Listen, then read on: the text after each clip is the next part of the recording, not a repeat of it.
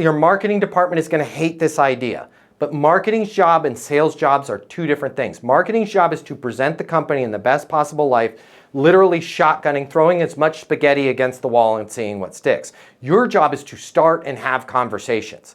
So when you send that email, I know marketing might be like, send them the case study, do this. I wouldn't do that. I'd have the email be very short and sweet, some little bullet points about what you do. All you're doing is you want them in your web of you have a relationship started. Now you can call them back and say, hey, I was thinking about something this morning. Would love to get your opinion on it, Santosh. Can you give me a call on my mobile? 720-660-3202. I'm not even referencing the email. So less is more, because if I put too much in that email, they're going to feel like this is freaking Encyclopedia Brown. Every time he calls me, he's going to send me some book report of an email with 3 attachments. Keep it light, keep it easy. Hey, you're losing deals right now, and you don't even know why, and that should scare you. I get it. You think you're saying the right things. You think you're doing everything by the book, but deals are slipping through your fingers. Why?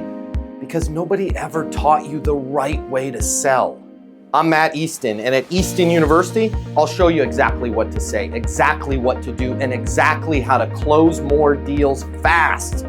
You're going to get access to the Easton University Learning Portal. It's going to show you everything you need to know to double your sales within 30 days. But it doesn't stop there.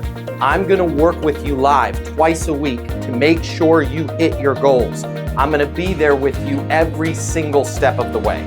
Stop guessing and start closing. Click the link here and take control of your sales career right now.